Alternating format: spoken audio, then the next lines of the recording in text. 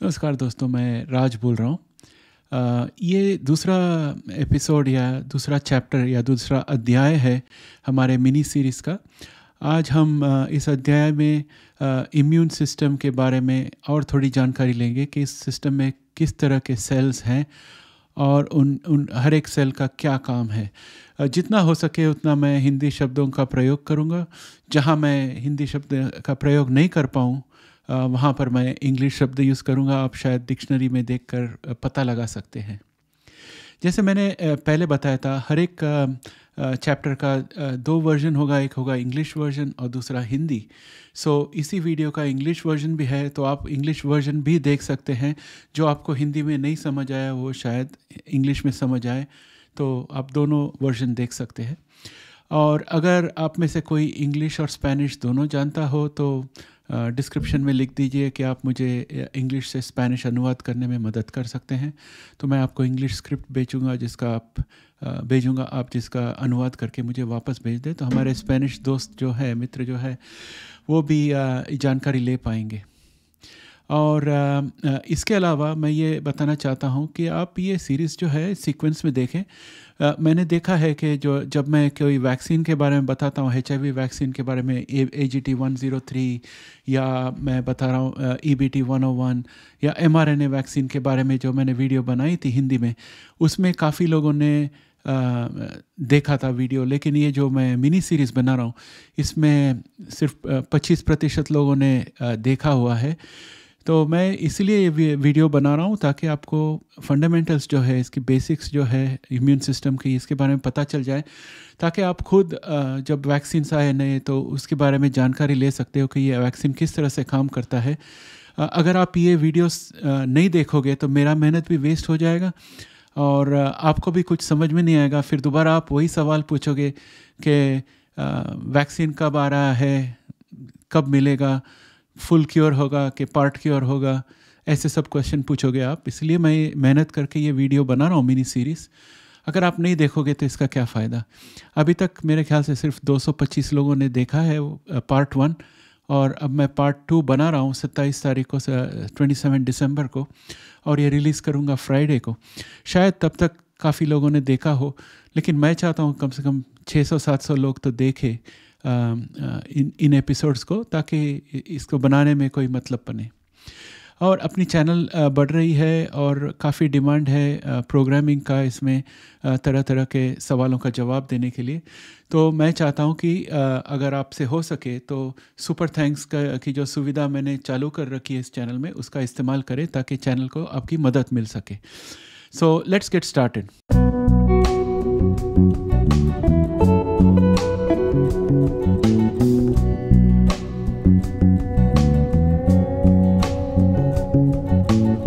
पिछले अध्याय ने हमने ये देखा कि किस तरह से जब एक बच्चा पैदा होता है उसके शरीर में सहज मुक्ति किस तरह से काम करती है, और जैसे ही कोई कीटाणु उसके शरीर में घुस जाता है तो किस तरह से प्राप्त प्रतिरक्षा उत्पन्न होती है। और प्राप्त प्रतिरक्षा और सहज मुक्ति के सहायता से बच्चा बड़ा होता है, सभी कीटाणुओं से लड़कर अपने शरीर को संभाल लेता है। तो इस तरह से हमने हाई लेवल में बातें की थी। आज हम ज़्यादा डिटेल में जाने वाले हैं। हम आज प्राप्त प्रतिरक्षा के बारे में और जानकारी लेंगे। इस जानकारी की वजह से आप ये समझ पाओगे कि HIV किस तरह से हमारे प्राप्त प्रतिरक्षा को चकमा देता है। और ये जो नॉलेज हम इस चैप्टर में लेंगे, इसके ज़रिए आप ये भी समझ पाएंगे कि कैंसर के लिए जो ट्रीटमेंट बनाए जा रहे हैं, CAR-T थेरेपी ट्रीटमेंट जो बनाई जा रहे हैं, वो किस तरह से काम करते हैं। और सहज आप अगर समझना चाहोगे कि mRNA वैक्सीन किस तरह से काम करता है, वो जानने के लिए भी सब फंडामेंटल्स इस चैप्टर में है। तो इस चैप्टर को ज़रा ध्यान से आप समझ लीजिए। तो मैं ये कहना चाहूँगा कि T सेल और B सेल जो है, ये दो तरह के हमारे शरीर में इम्यूनिटी या प्रतिरक्षा देने वाले सेल्स हैं। इनका हमारे शरीर में बहुत ही महत्वपूर्ण योगदान है। टी सेल्स, जिसे हम टी लिम्फोसाइट्स भी कहते हैं, वो एक तरह के श्वेत रक्त कोशिका है जो हमारे बोन मैरो यानी कि अस्थि मज्जा में पैदा होता है या बनता है, और हमारे थाइमस में जाकर वो अच्छी तरह से मैच्योर हो जाता है, इसलिए हम उसे टी सेल कहते हैं।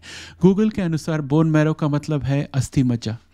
अगर मुझे रॉन्ग ट्रांसलेशन मिली है तो आप डिस्क्रिप्शन में यहाँ नीचे लिख दीजिए सही वर्ड क्या है, तो मैं उसे टेक्स्ट में डालने की कोशिश करूँगा।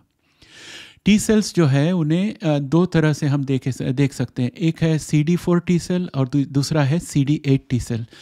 CD4 टी सेल जो है, इसको हेल्पर टी सेल भी कह सकते हैं। ये जो है ये कोई भी सेल के सरफेस में जो प्रोटीन होती है जिसको हम एंटीजन कहते हैं, उसके साथ जाके अटैच हो सकता है, और वहाँ पर अटैच होने के बाद वो साइटोकाइन्स नाम की मॉलिक्यूल्स रिलीज़ कर सकता है जिससे वो सेल को मार सके। CD4 इस तरह से काम करता है कि जो दूषित सेल हो उसके ऊपर का प्रोटीन को पहचान लेता है और उस प्रोटीन को जाकर ग्रिप कर लेता है, और वहाँ पर उस सेल के बाजू में वो साइटोकाइन यानी कि पॉइजनस केमिकल्स मॉलिक्यूल्स रिलीज़ करता है, जिससे वो दूषित सेल जो है वो ख़त्म हो जाता है। ये इस तरह से CD4 सेल काम करता है। और CD4 सेल जो साइटोकाइन्स रिलीज़ करता है उसमें से B सेल और दूसरे T सेल्स को भी वो उस स्थान पे बुला सकता है ताकि जो बिगड़ा हुआ सेल है उसको ख़त्म किया जा सके। CD8 टी सेल जो है इसे हम साइटोटॉक्सिक टी सेल भी कहते हैं, और इसकी खूबी ये है कि ये एक तरह का एंटीजन को पहचान सकता है। अगर वो एंटीजन कोई भी सेल के शारीरिक सेल के ऊपर है तो ये CD8 टी सेल उस एंटीजन को जाके चिपक जाएगा और उस सेल के पास साइटोकाइन रिलीज़ करके उस सेल को मार डालेगा। हमेशा CD8 टी सेल जो है, जो दूषित सेल है उसके ऊपर का एंटीजन को पहचान कर वहाँ पर जाके उस दूषित सेल के साथ चिपक कर उसके ऊपर साइटोकाइन रिलीज़ करके उसे मार डालता है, साइटोटॉक्सिन रिलीज़ करके उसे मार डालता है। और ये CD8 टी सेल जो है, CD8 प्लस टी सेल जो है, उसकी एक और खूबी है कि एक बार वो किसी दूषित सेल को मारे तो उसकी मेमोरी में रह जाती है, और CD8 टी सेल जो है लंबे अरसे तक शरीर में रह सकती है। तो उसकी जो मेमोरी है वो शरीर को बहुत प्राप्त प्रतिरक्षा की कैपेबिलिटी देती है, यानी कि कैपेबिलिटी देती है। आप कैपेबिलिटी तो समझते ही होंगे मुझे ये शब्द मुश्किल पड़ते हैं बताने। तो CD8 टी सेल के इस गुण की वजह से हम इसे वैक्सीन बनाने के लिए भी यूज़ कर सकते हैं। जब हम वैक्सीन बनाते हैं और शरीर में डालते हैं, हम CD8 और CD4 टी सेल को ट्रेन करते हैं कि अगर शरीर में इस तरह का कोई प्रोटीन आ जाए तो उस पर हमला करना चाहिए। तो इस तरह से ये हम वैक्सीन बनाते हैं। बी सेल जो है उसे हम बी लिम्फोसाइट भी कहते हैं। ये एक अलग टाइप का प्राप्त प्रतिरक्षा वाला सेल है, और ये बनता है अस्थि मज्जा में, लेकिन जाता है स्प्लीन में और लिम्फ नोड में जहाँ पर वो मैच्योर होता है। बी सेल्स जो है वो प्रोटीन्स बनाते हैं जिसे हम एंटीबॉडीज़ कह सकते हैं और या इम्यूनोग्लोबिन कह सकते हैं, जो एक पर्टिकुलर पैथोजन के लिए या फॉरेन सब्सटेंस के लिए होता है। अगर हमारे शरीर में कोई कीटाणु आ जाए, उस कीटाणु के अगेंस्ट एंटीबॉडी बनाने के लिए बी सेल तैयार रहता है। तो ये है बी सेल का रोल। और बी सेल जो है वो 5 तरह के एंटीबॉडीज़ बनाते हैं, 5 मेन टाइप के एंटीबॉडीज़ बनाता है। एक है IgM, दूसरा है IgG, तीसरा है IgA, चौथा है IgD और पांचवा है IgE। इसमें से IgM जो है ये सबसे पहले बनने वाला एंटीबॉडी है। कोई भी इन्फेक्शन होता है उसको फाइट करने के लिए ये पहले बनता है।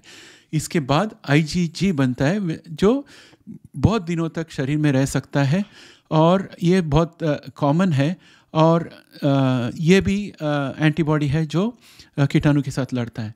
IgA जो है इसे हम म्यूकस में पा सकते हैं। म्यूकस यानी कि जब सर्दी होती है तब जो बलगम होता है उसे म्यूकस कहते हैं। म्यूकस मेम्ब्रेन में होता है और ये हमें इन्फेक्शंस के अगेंस्ट हेल्प करता है।